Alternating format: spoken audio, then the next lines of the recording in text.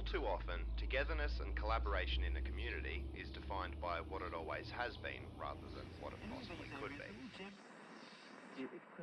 Trying to overturn tradition can provoke conflict, and sometimes we don't have the resources to create breakthroughs, especially if said breakthrough exists at the forefront of a certain technology or industry.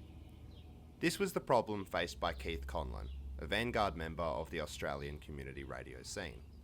While he's now known as an industry veteran who paved the way for grassroots broadcasting nationwide, Mr. Conlon got in touch with Laura Devoy of 2MCE Radio to explain that it wasn't always this way. In the rigid media landscape of 1970s Australia, it was a long way to the top. I was lucky enough to get a job as the full-time manager of the first one that got to air on a sort of community-wide broadcasting station. It was called 5UV at the University of Adelaide. It had been given a grant to start a radio station that was all about adult education and getting university ideas and programs and stuff out into the community. We've got the will, we've got the desire, but we haven't got a license. Well, it started from just an idea that you couldn't even get a license for.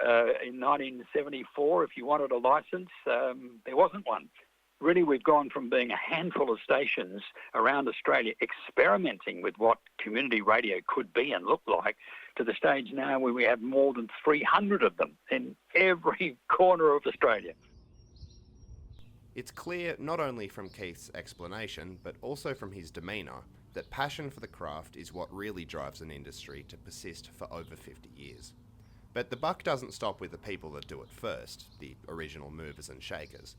To secure funding and support for community radio, the next generation of voices, that being students, apprentices, volunteers, and even listeners, need to keep that same enthusiasm and will to fight for the sounds that bring together Australian people.